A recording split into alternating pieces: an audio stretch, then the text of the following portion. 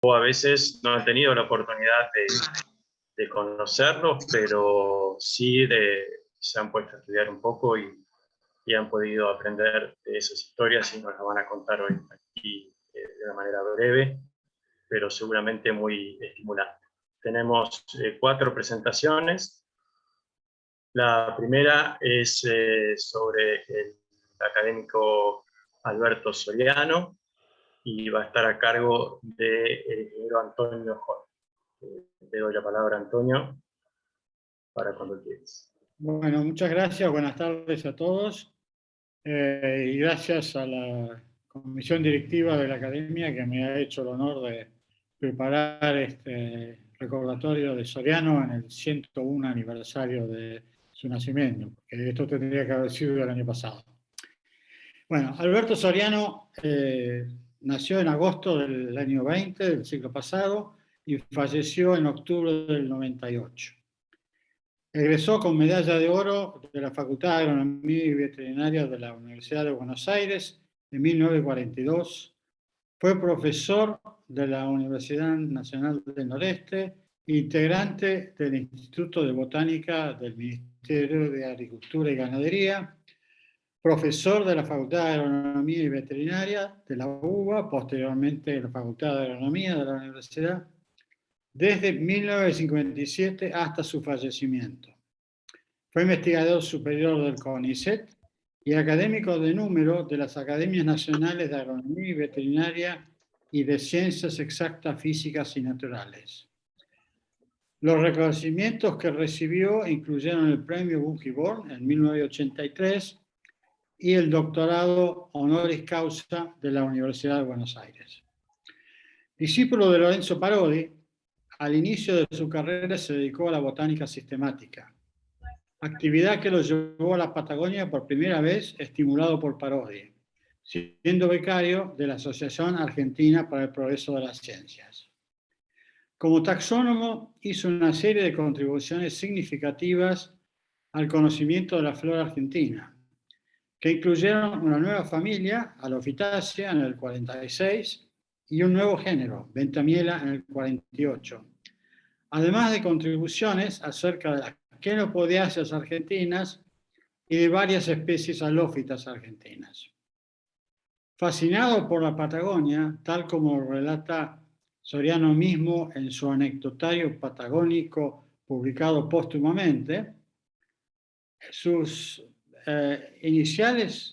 viajes iniciales a la Patagonia, financiados por la Asociación Argentina para el Progreso de la Ciencia y la Sociedad Anónima Importadora y Exportadora de la Patagonia, despertaron su interés tanto en la fitogeografía, específicamente la vegetación del Chubut, como el manejo de los pastizales en las explotaciones laneras. Su tesis sobre la vegetación del Chubut dio origen a un trabajo publicado años más tarde, en 1950, que fue el primero de muchos, de creciente cobertura regional y grado de detalle, sobre la fitogeografía patagónica y sobre el manejo de la actividad pastoril dirigida a minimizar el daño debido al sobrepastoreo. Trabajos que siguieron apareciendo hasta por lo menos 1995. Su interés por la fitogeografía se extendió también a los pastizales templados de Sudamérica y a los pastizales del Río de la Plata.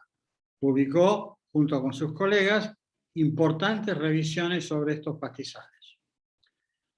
Otro importante hito en el desarrollo de Soriano como científico, reconocido por él mismo, fue el tiempo que pasó en Caltech, en California, en el laboratorio de Fritz Wendt, el descubridor de la primera hormona vegetal conocida, la auxina, y creador del primer fitotrón, es decir, una facilidad que permite controlar la temperatura, la radiación incidente y el fotoperíodo bajo el cual crecen las plantas.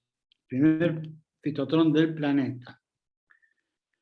Poco después de asumir como profesor de Fisiología Vegetal y Fitogeografía en la Facultad de Agronomía y Veterinaria, operando desde una infraestructura muy estrecha y con muy poco equipo, y contando con la ayuda de jóvenes entusiastas atraídos por sus clases, Amplió su espectro de interés para incluir investigaciones en la fisiología y la ecología de malezas, chamico, pasto puna y sorgo de Alepo, y de los cultivos, especialmente el maíz. Algo más tarde, este espectro se amplió aún más para abarcar estudios sobre el funcionamiento de especies importantes de la estepa patagónica y de los pastizales de la depresión del río Salado en la provincia de Buenos Aires. Estos avances incluyeron estudios novedosos en su momento a nivel del sistema entero, tales como la estructura de los parches de la vegetación y el uso de sensores remotos. Un hilo muy importante en todas estas investigaciones era el impacto de las condiciones ambientales y del manejo por el hombre de los sistemas agrícolas y pastoriles considerados, y la importancia del manejo apropiado de esos sistemas para mitigar los efectos negativos de las malezas o la degradación y la erosión por el manejo inapropiado del pastoreo. Desde que asumió como profesor de la Facultad de Agronomía y Veterinaria, Soriano tuvo una enorme influencia en la educación de muchas generaciones de agrónomos. Las clases teóricas claras y entusiasmantes en sus cursos de grados, sus preguntas desafiantes que obligaban a pensar y los trabajos prácticos con un fuerte componente experimental atrajeron a muchos jóvenes. Su insistencia que los docentes de su cátedra deberían combinar investigación y enseñanza, política muy resistida inicialmente por muchos en la facultad, ahora ampliamente aceptada y practicada en toda la institución, le permitió contar con colegas efectivos en la práctica docente. Superó las turbulencias de los militantes estudiantiles y del clima hostil de dos generaciones de autoridades de la Facultad de Signo Político opuesto en la década del 70, creando un sistema de educación basado en clases de discusión en pequeños grupos, moderados por un docente y fundados en el estudio previo por parte de los estudiantes de un texto provisto por la cátedra. Patrocinó el sistema de orientaciones en la carrera de agronomía, sistema que permitió a los estudiantes interesados enfocar sus estudios en los últimos años de la carrera en sus temas preferidos. Soriano dejó dos legados institucionales importantísimos para las ciencias agronómicas en el país. La Escuela para Grados, EPG, de la FAUBA, que desde 1999 lleva su nombre, y el Instituto de Investigaciones Fisiológicas y Ecológicas vinculadas a la agricultura, IFEBA. La EPG fue instituida formalmente en 1987, pero el involucramiento de Soriano en la educación de posgrado agronómica en Argentina comenzó muchos años antes. Él jugó un papel fundamental en la generación y diseño de la efímera Escuela para Graduados de las Ciencias Agropecuarias de la República Argentina, un proyecto conjunto del ICA, el INDA, la Universidad Nacional de La Plata y la Universidad de Buenos Aires. Puesta en marcha a fines de los años 60 y consumida luego en el agujero negro del caos institucional y político de los años 70. Soriano retoma la tarea en 1981 con el lanzamiento de relanzamiento en realidad, de 3 cursos para graduados dictados bajo el auspicio del Departamento de Graduados de la Facultad. El siguiente hito importante fue la aceptación por parte de la Universidad de Buenos Aires del título académico de Magíster Scientiae en 1985. La FAUBA, fue la primera facultad de la universidad para ofrecer este título. Y el lanzamiento de 5 programas de maestría en 1987, al que se agregó el programa de doctorado en 1995. Con el tiempo se fueron agregando otros programas, siendo de especial relevancia la primera especialización en 1997, la primera maestría profesional en 1999, hasta que llegamos a la fecha con una oferta que incluye el programa de doctorado, 9 maestrías, 16 especializaciones, 4 actualizaciones y 2 posgrados. Las importantes contribuciones de la EPG a la formación de recursos humanos se refleja en 678 magísteres, 304 doctores, 432 especialistas y en la generación de conocimientos, al menos 972 publicaciones derivadas de tesis. Todos estos son datos a junio de este año. Los graduados de la EPG ocupan posiciones relevantes en la facultad,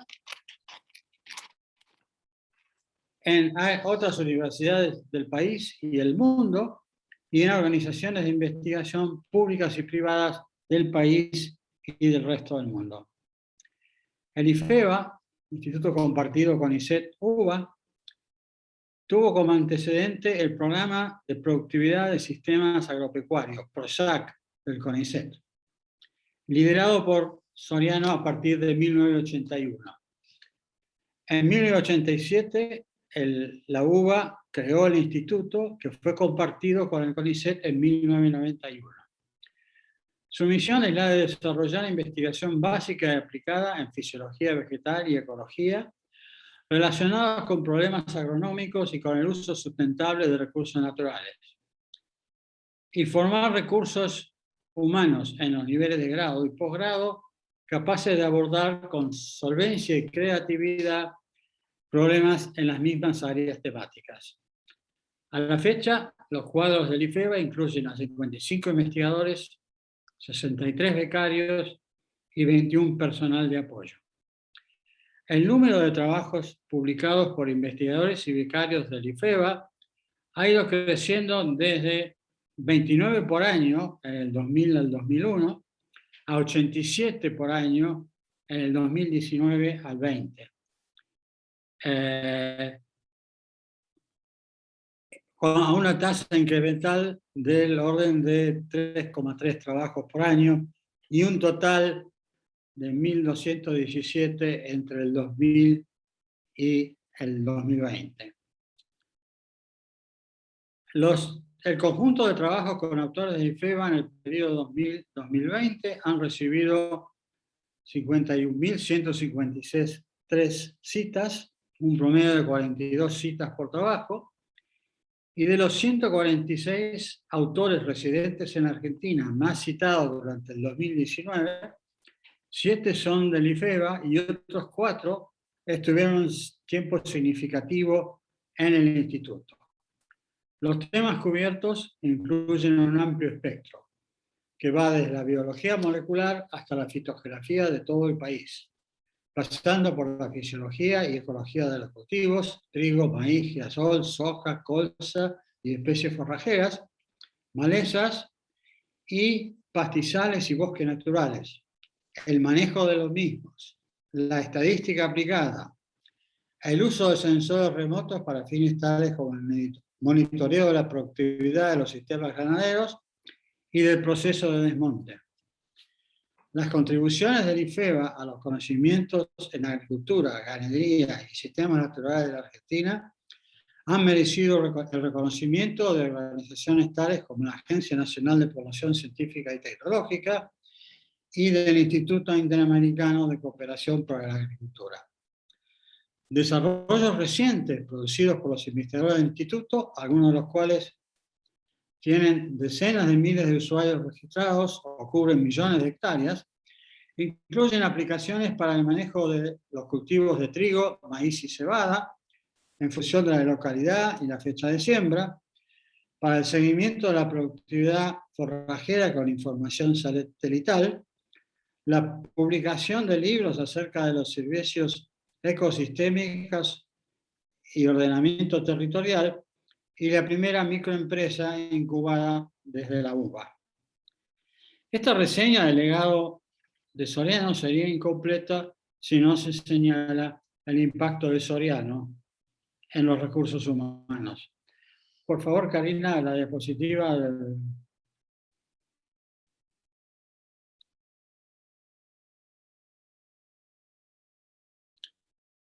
Esto está visualizado por Esterheld en un árbol de parentescos donde el punto central es Soriano y cada círculo concéntrico creciente hacia el exterior representa generaciones cada vez más avanzadas de los descendientes del creador inicial.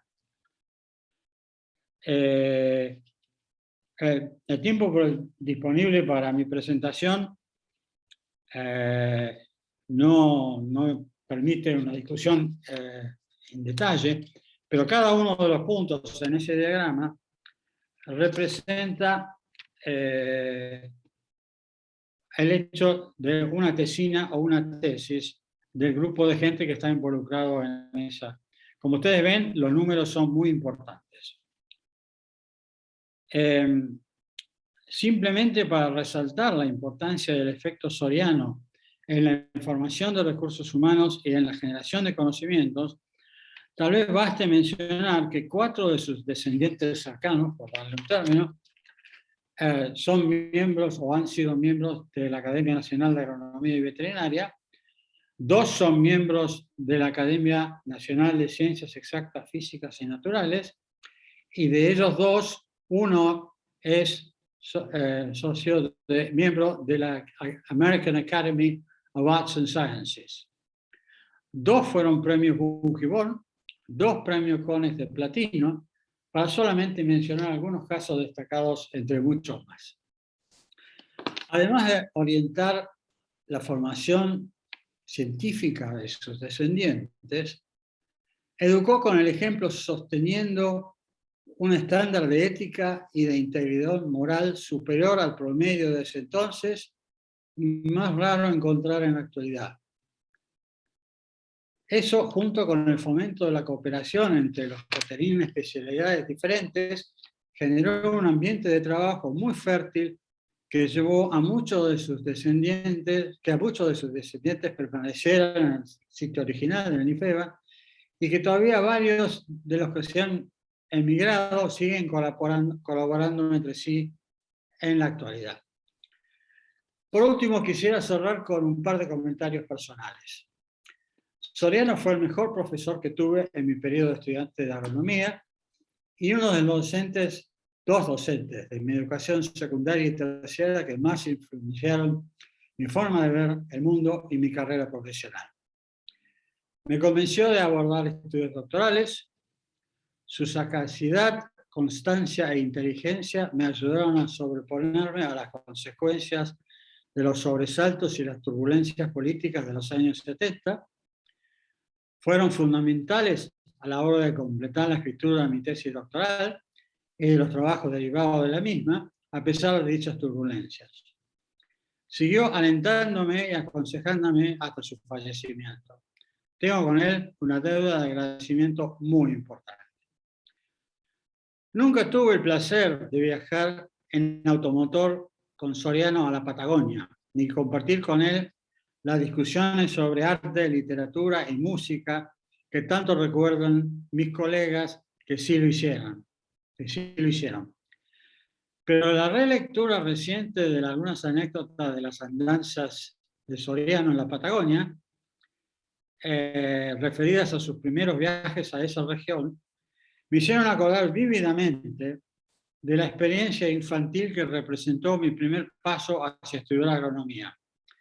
Un viaje en Junkers JU-52 trimotor con fuselaje de chapa acanalada y tren de aterrizaje fijo de Buenos Aires a Trelew, y de posteriores vivencias de la fuerza de los vientos de la Patagonia, de la exposición a las actividades de un establecimiento lanero del cual mi tío era mayordomo, y del encuentro con las cárcavas de erosión profundas parecidas a las que despertaron en Soriano la preocupación por los efectos negativos del sobrepastoreo.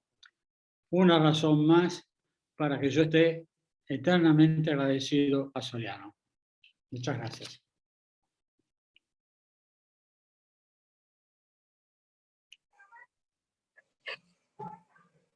Muchas gracias, Antonio, por esta semblanza.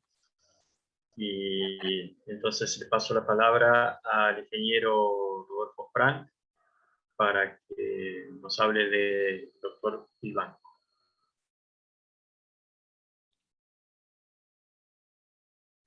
Estás muteado.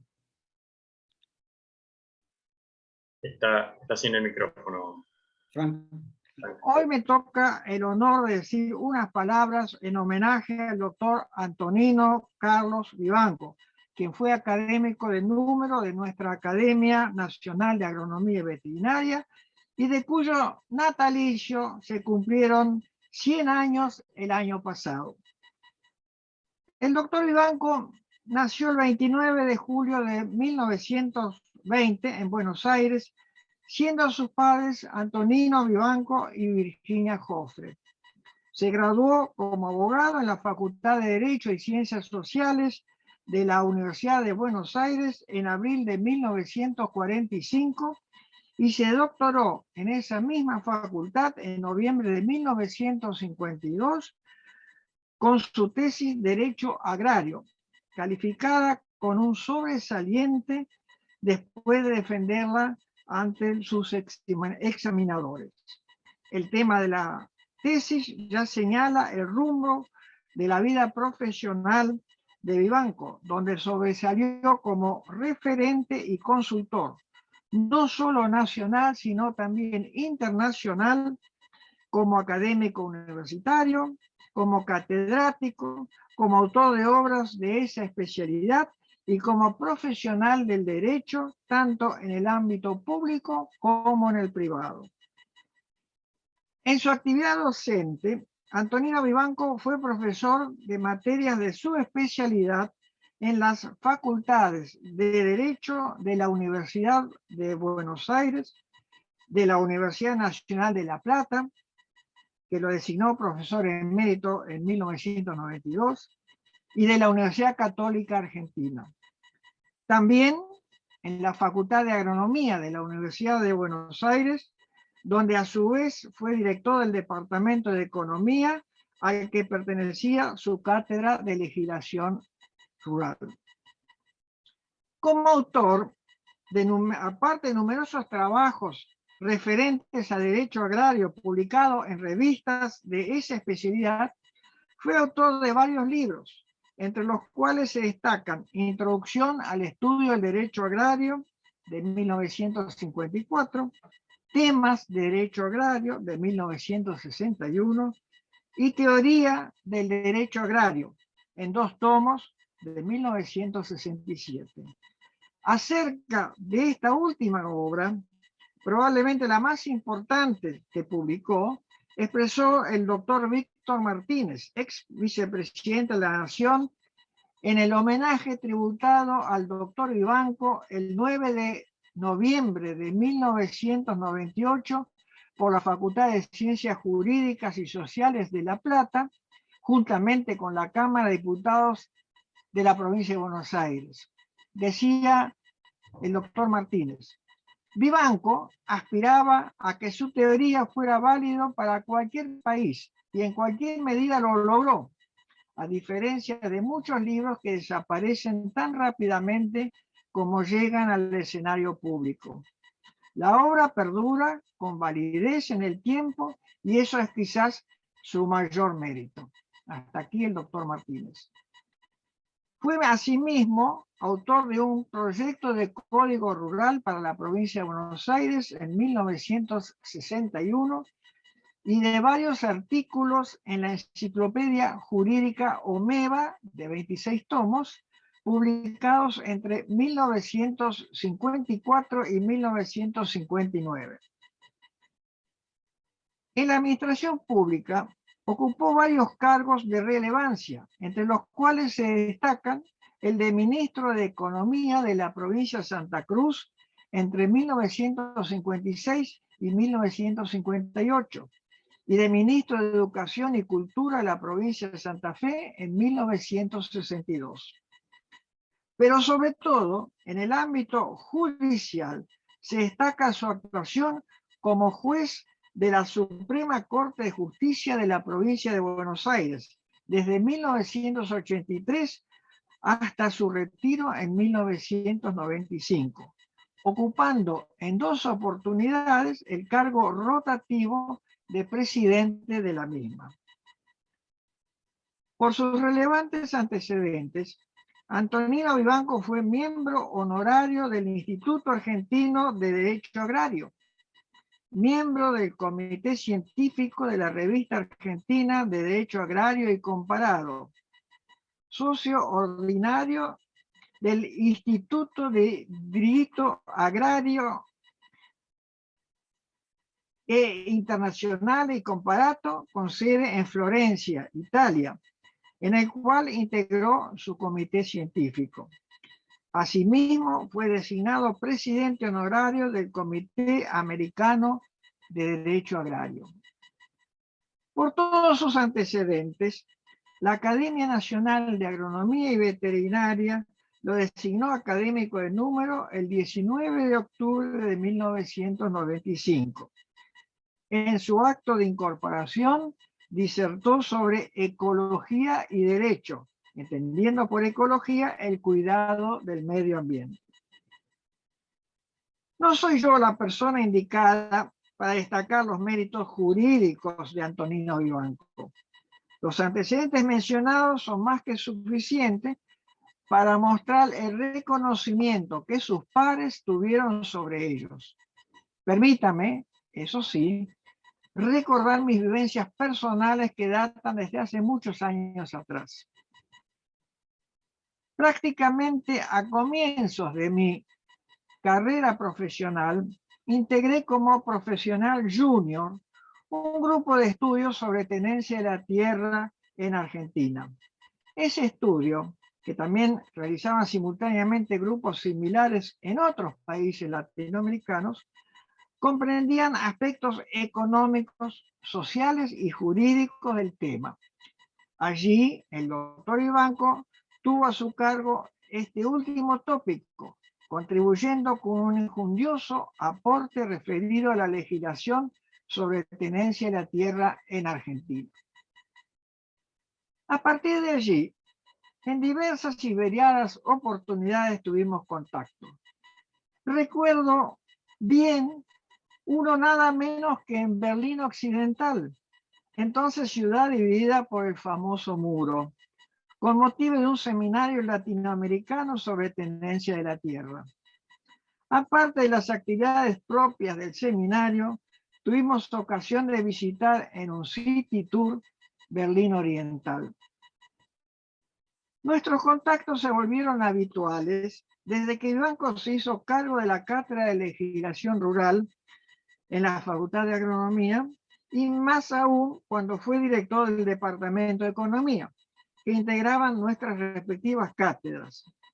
Vivanco mantuvo la titularidad de su cátedra incluso cuando sus importantes obligaciones de juez de la Suprema Corte de Justicia de la provincia de Buenos Aires le llevaban mucho tiempo. Personalmente, me animo a decir que más que contactos fueron una amistad mutua. Charlábamos con frecuencia, ya sea sobre temas referidos a nuestras especialidades, al funcionamiento de la Suprema Corte, totalmente desconocido por mi parte, al Departamento de Economía y a las múltiples novedades diarias del país y del mundo. Fui conociendo así su personalidad, amplia en sus criterios, comprensiva de sus semejantes, justa en sus juicios de valor, agradable y amena en el trato diario. Aprendí mucho en materia de derecho en esas charlas. Vivanco transmitía sus conocimientos con mucha claridad, con llaneza, diría con afabilidad. No solo era ilustrativo, era un placer escucharlo. Su personalidad era de un componedor de entuertos que escuchaba las partes y proponía soluciones aceptables a estas. Nunca lo vi enojado ni levantando la voz. Desde luego, defendía sus posiciones con firmeza, pero siempre con mesura. Rápidamente, a medida que alguien lo iba conociendo, se ganaba no solo su respeto y reconocimiento, sino también la consideración y el aprecio. Antonino Vivanco nos dejó para siempre el 7 de agosto de 1997. El derecho agrario perdía un distinguido referente. La Academia Nacional de Agronomía y Veterinaria, un miembro destacado. Y quien habla, un buen amigo. Muchas gracias.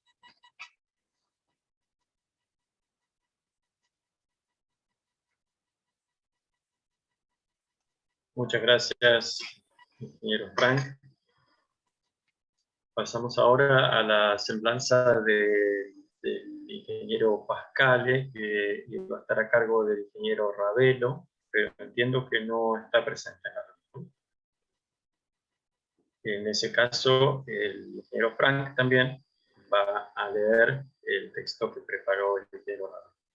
La palabra entonces de nuevo al ingeniero Frank. Estas son las palabras del ingeniero Ravelo que nos ha hecho llegar, por si acaso, que él por razones de fuerza mayor no se podía comunicar. En la tarde del domingo 8 de septiembre de 2019 falleció quien fuera el creador y primer director de la revista argentina de agrometeorología, el ingeniero agrónomo Antonio J. Pascale. Nació en Buenos Aires el 24 de enero de 1921 y egresó con diploma de honor de la Facultad de Agronomía y Veterinaria de la Universidad de Buenos Aires en abril de 1944, comenzando una brillante carrera. El ingeniero Pascale fue profesor titular emérito de la Universidad de Buenos Aires en la Cátedra de Climatología y Fenología Agrícolas, director fundador de la editorial Facultad de Agronomía y académico de número de la Academia Nacional de Agronomía y Veterinaria. A lo largo de su carrera académica, publicó más de 180 trabajos científicos relacionados con la bioclimatología agrícola y la agrometeorología, alcanzando gran prestigio nacional e internacional. Sus publicaciones comienzan en 1952 con el comportamiento fotoperiódico de algunos trigos argentinos, publicados en Meteoros, y su publicación más reciente fueron las cartas agroclimáticas de las regiones pampeanas, chaqueñas y litoral de cultivo en secano, entre 1941 y 1990, en la revista Facultad de Agronomía de la Universidad de Buenos Aires. Fue investigador invitado en Inglaterra, Canadá, Chile, Venezuela, Suiza, Colombia, Italia, Ecuador y Brasil. Sus trabajos de investigación constituyeron la base para la comprensión de las principales relaciones entre los cultivos y el ambiente. Esto hizo posible que los cultivos estudiados pudieran difundirse y aumentar su producción y en algunos casos su industrialización. Uno de sus mayores logros fue la determinación de los tipos agroclimáticos de la soja y la representación cartográfica de aptitud climática del cultivo. Es extraordinaria la similitud entre los mapas del cultivo elaborado cuando la soja era casi un cultivo desconocido en nuestro país, con las actuales áreas sembradas y rendimientos. Utilizando métodos similares, trabajó con otros cultivos tales como el trigo, girasol y pistachero. A continuación voy a relatar mi experiencia personal con el ingeniero Pascale, dice Ravelo. Fue en el año 1965 que ingresé en la cátedra de Climatología y Fenología Agrícola como ayudante ad honorem. Y allí comenzó mi relación académica con el ingeniero Pascale, quien fue el director de mi trabajo de intensificación. Su dedicación a la docencia e investigación fueron para mí la luz que iluminó el camino que debía seguir. A mediados del año 1969, y habiendo finalizado recientemente mi carrera universitaria, me fue ofrecido por aquel entonces profesores a cargo del curso, los ingenieros Pascal y Damario, el puesto de jefe de trabajos prácticos en la Cátedra de Climatología y Fenología Agrícolas en aquel momento del Instituto de Ciencias Agrarias, hoy Facultad de Ciencias Agropecuarias de la Universidad Nacional de Córdoba. Así comenzaron 4 años de continua interacción académica con 2 excelentes profesores y amigos, y se continuaron por las décadas venideras. Así fue que compartimos numerosas horas de aportes académicos en Ecuador, las reuniones nacionales e internacionales de agrometeorología, etc. Con Antonio, permítame usar esta expresión de afecto, hemos tenido innumerables interacciones, no solo académicas, desde su presencia en la fiesta de mi casamiento hasta el festejo de sus 70 años de edad. Mantuvimos una continua comunicación en todos los aspectos de la vida y de los que obtuve siempre una enseñanza. Antonio era un maestro innato y su paso por la vida dejó un sendero de extraordinarios ejemplos y enseñanzas que quienes lo seguimos vemos en él al siempre omnipresente gran educador Antonio. Tuvo en su vida muchos homenajes y premios, pero tal vez el reconocimiento como uno de los grandes maestros de la Universidad de Buenos Aires en 2011 sea el que represente mejor la magnitud de la huella que deja en sus corazones de quienes lo conocieron personalmente o por sus acciones. Este es un homenaje al cumplirse 100 años de su nacimiento, de quienes seguimos en la docencia y vemos en él siempre al maestro y amigo. Hasta aquí las palabras del ingeniero Andrés Ravelo.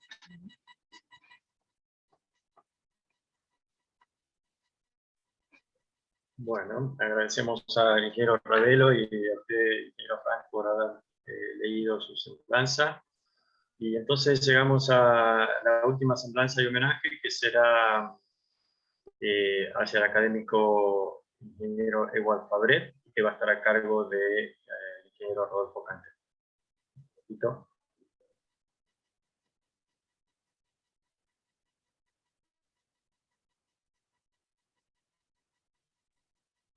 Fito, estás silenciado.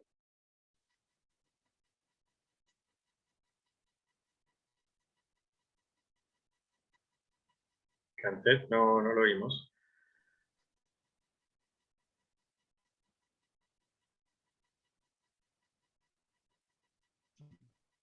Perdón, buenas noches. Perfecto.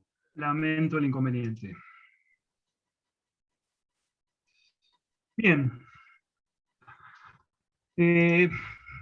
Como quizás mi historia con el ingeniero Fabret es una pequeña historia de desencuentros, porque él fue profesor de nuestra querida facultad luego de que yo cursara, muy poco después, y nunca tuve la posibilidad ni la suerte de conocerlo personalmente. Tuve que usar fuentes para construir para escribir este homenaje, y me baso básicamente en las partes bibliográficas en estos 2 artículos, escrito por esta señora de apellido curiosamente muy similar, y el que figura en nuestra academia en la página web. Acá está la dirección, y asimismo hay un video que la gente del INTA ha preparado también homenajeando el centenario del nacimiento de Fabret, y les voy a dar el link porque es un poquito extenso para pasarlo aquí, pero además aparentemente el Zoom y el Meet son muy duchos para manejar videos a tanta gente. De todos modos, necesariamente esta historia centenaria comienza en 1921, en Zárate, provincia de Buenos Aires. Hijo de una pareja de inmigrantes suizos, nace Ewald Alfredo Fabret, el hermano menor de 3 varones y 2 mujeres. Recibió su educación secundaria en el Colegio Nacional número 1, Bernardino Rivadavia, aquí en Buenos Aires, bachillerato que culminó en 1938. De allí pasó al espacio formativo común de muchos de nosotros, ingresando a la Facultad de Agronomía de la Universidad de Buenos Aires, de ahora en más usaré la expresión FAUBA, de donde egresó como ingeniero agrónomo en 1944. Notablemente, como otros hombres que recordamos hoy, Alberto Soriano, Antonio Pascale, esa fue toda su educación formal. Estos hombres preclaros aprendieron a investigar directamente, investigando. Es entonces que el ingeniero agrónomo Fabret, en ese mismo 1944, se incorporó a la División de Inmunología Vegetal del entonces Instituto de Fitotecnia en Castelar. En 1954 pasó a ser jefe de la División Genética Vegetal hasta 1960. Es entonces designado director del Instituto de Fitotecnia del incipiente INTA y en 1970 será director del Centro de Investigaciones en Ciencias Agronómicas, cargo que ocupó hasta 1990. En medio de este periodo, fue incorporado como investigador principal de la SIC-CONICET y promovido investigador superior en 1983. Su labor docente no es menos intensa. Profesor de biometría en la Facultad de Ciencias Exactas y Naturales de la UBA entre 1955 y 58, primer punto de contacto común, y de la Facultad de Agronomía de la Universidad de La Plata entre 1956 y 57. Profesor de genética y fitotecnia entre el 76 y el 84 en la FAUBA y coordinador y profesor de genética avanzada en los cursos de posgrado en la primera versión de lo que hoy conocemos como la EPG, la Escuela para Graduados de la FAUBA, en este caso junto al ICA-INTA entre el 65 y el 72. La docencia lo llevó lejos y en 1971 Ewald Fabret dictó genética en un curso de doctorado de la Washington State University en Pullman, un lugar aún de difícil acceso, lo sé personalmente porque viví 2 años bastante cerca, en Montana, al oeste de las Rocky Mountains, cerca de la frontera con Canadá. Evaluado en los cánones que los investigadores de la SIC-CONICET tenemos hoy, el ingeniero Fabret publicó más de 130 trabajos de investigación en épocas donde había mucho menos journals para publicar. Fue miembro de la American Association for the Advancement of Sciences y de la Sociedad Argentina de Genética, de la que fuera presidente entre 72 y 73. Asimismo, fue miembro del comité editorial de Mendeliana y el Boletín Genético de nuestro país, de Mutation Research de Holanda, y acá me disculpo, pero suena algo así como el Zeitschrift für Pflanzenzuchten de Alemania y Genética Agraria de Italia. Notablemente, junto con los doctores Arne Hackberg de Suecia y Robert Nyland de los Estados Unidos, fue fundador de los Congresos Internacionales de Genética de la Cebada. Esos congresos se inician en el 63 en Wageningen, en Holanda, y en 2020 llegaron a su 13ª edición. El reconocimiento a su labor queda atestiguado por sus designaciones como miembro correspondiente de la Sociedad Brasileira de Genética, Senior Research Fellow de la National Science Foundation de los Estados Unidos, miembro de nuestra casa, la Academia Nacional de Agronomía y Veterinaria, la Academia Nacional de Ciencias Exactas, Físicas y Naturales, y de The New York Academy of Sciences. Los premios recibidos resplandecen igualmente. Severo Baccaro, Lucio Cherny, Centro Argentino de Ingenieros Agrónomos, el inalcanzable CONEX en 1983 y el de la Sociedad Argentina de Genética, Francisco Sáez, en 2 ocasiones, 1985 y 1987. Para los investigadores jóvenes, estos premios sugieren que la Argentina no es siempre ingrata con sus hijos científicos, especialmente por aquellos como Ewald Fabret, quien hiciera tanto por el desarrollo de la ciencia genética en el país. Ahora bien, dado que en esas publicaciones que cité al principio hay profundo análisis de la obra científica de Fabret, yo voy a terminar mi presentación con algo medio particular, y este es mi punto de encuentro. Entonces, navegando en las profundidades de Google Scholar, es posible encontrar otra dimensión mucho menos conocida de la investigación y dedicación de quien hoy toma su nombre, el Instituto de Genética del INTA. Dentro de la imagen central de país agrícola ganadero que trasunta la educación argentina a gran parte del siglo XX, el ingeniero Fabret dedicó una gran parte de su investigación a la genética y mejoramiento de los cereales. Leemos en el número inaugural de la revista de la FAUBA, y con la acotación de que muy posiblemente un artículo solicitado y publicado por su editor de tantos años, el ingeniero Pascale, a quien hoy también recordamos. Y acá cito textualmente a Fabret: el fitomejorador debe, por principio, seguir utilizando todas las posibilidades que tiene a su disposición. Al contrario del investigador, que es un analista, el que aplica la teoría a la práctica debe proceder en el sentido contrario, realizar la síntesis. Revista FAUBA, número 1,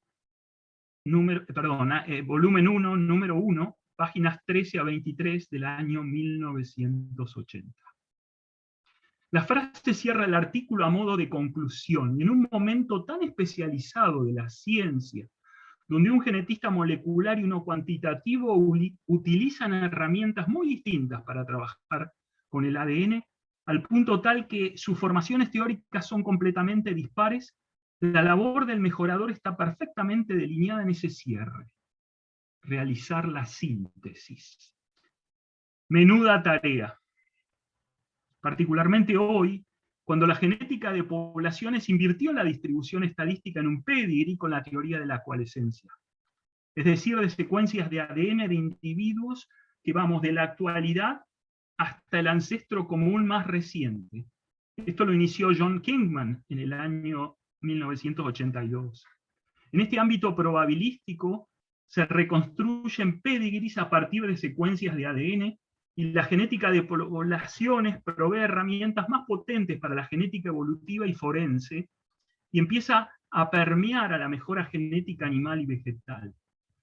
En este cuerpo teórico son las cadenas de Markov un instrumento fundamental para modelar estocásticamente la herencia, dado que su característica es la recursión al pasado. Informativo, al pasado informativo, es decir, no ir más atrás de lo necesario para reconstruir. Dado la formación específica actual, muy posiblemente pocos genetistas comprendan el valor de la recursión en el flujo de genes. Pero ya en los años 70, anticipando a John Kingman, Ewald Fabret no fue uno de ellos, y su amplitud de pensamiento le agregarían una visión del futuro y esa necesidad que distingue a los grandes investigadores de teorizar y cuantificar, en este caso, la herencia. Mi argumento está fundado en una lectura de los trabajos que estoy mostrando, donde su firma, al final, indica claramente quién es el líder del grupo. Y también muestra el valor de la investigación en genética de poblaciones en la Facultad de Ciencias Exactas y Facultad de Agronomía de la Universidad de La Plata. En estos trabajos, y en el que se enuncia en la sección siguiente, aparece una recursión que será, y no se asusten, ubicua en la genética cuantitativa de finales del siglo XX que se abre este siglo.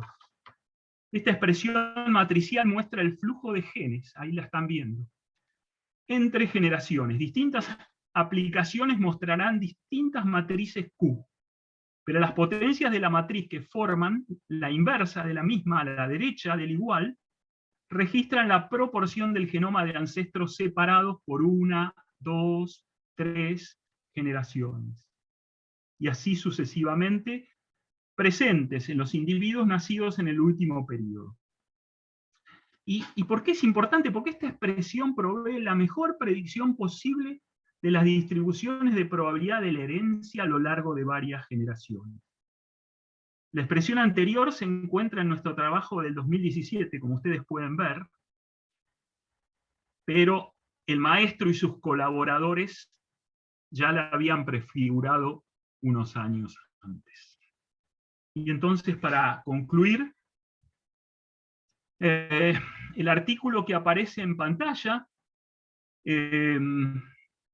se publica posteriormente al fallecimiento del ingeniero Fabret, que ocurrió el 24 de enero de 1992 en Villa Gesell, provincia de Buenos Aires.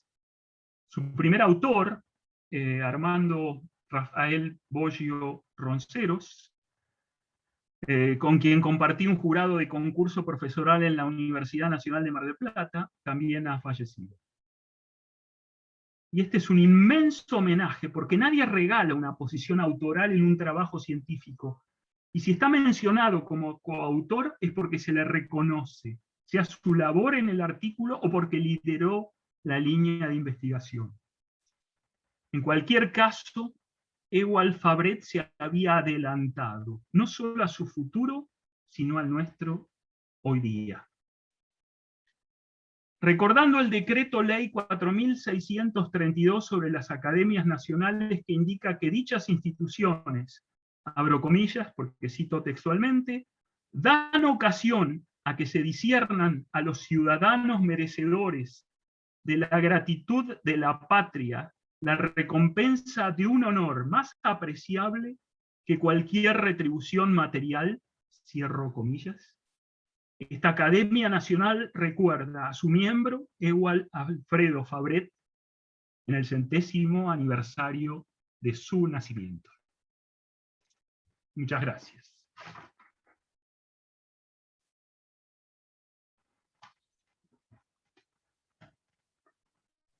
Muchísimas gracias, Cantel.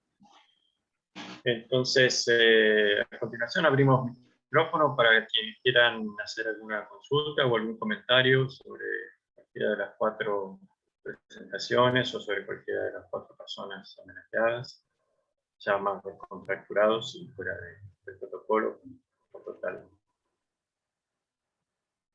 libertad. No sé si alguien quiere romper el muro. Alentamos a los familiares también, puede ser, no tiene por qué ser algo técnico, puede ser algo personal, algo que quieran comentar.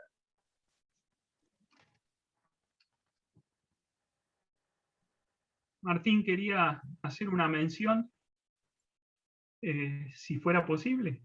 Que me hubiera gustado hacerla antes, pero si ahora puedo, si no, si lo puedo hacer al final, como vos lo decidas. Adelante, adelante, Fito, adelante. Me habían silenciado, pero ahora puedo hablar. Adelante, por favor. Perdón. Antes de terminar la charla, querría también mencionar en este homenaje a uno de mis profesores, el ingeniero Pascale, por su elegancia pedagógica y el impacto que se mencionó de su trabajo sobre los cultivares de soja. Y finalmente, no quiero dejar pasar un instante para saludar a ese gran gigante intelectual, el padre de la investigación agronómica argentina, que fue el ingeniero Alberto Soriano,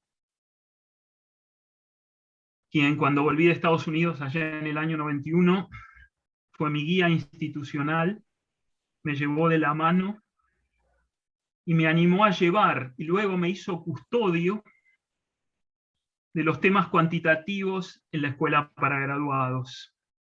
Hacia él tengo mi agradecimiento eterno. Gracias.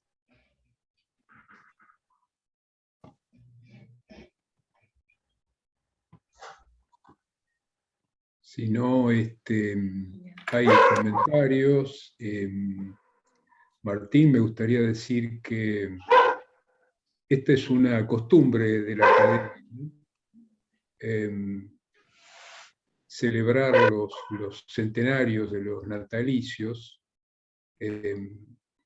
Y bueno, esto es, no es un recuerdo, es una evocación, ¿cierto? Y es una evocación que la academia ejerce como un honor a nuestros viejos académicos, aunque no hay muchos jóvenes aquí adentro, como ustedes saben. Hoy los recordamos a estos 4 académicos desde nuestra centenaria tribuna, como le gustaba decir a Carlos Escopa. Y estos académicos eran niños cuando nuestra academia era preadolescente. Y lo hacemos entonces, como dijimos, lo hacemos con honor. Tenemos que agradecer a los que prepararon estas presentaciones, que fueron muy objetivas, pero también sinceras y emotivas. A Martín, que condujo esta reunión, y especialmente a todos los presentes por haber participado. Estamos muy contentos con poder haber realizado este homenaje. No sé, Martín, si vos querés decir algo más, si no estaríamos cerrando la reunión. Martín está silenciado, así que agradecemos a todos la presencia y bueno, los esperamos. Ahora sí. La academia está abierta para todos, ¿no es cierto? No sé, Martín, te dejo el cierre. No, está perfecto, fue un excelente cierre, Jorge. Muchísimas gracias a toda la audiencia por estar aquí. Muchas gracias. Luego.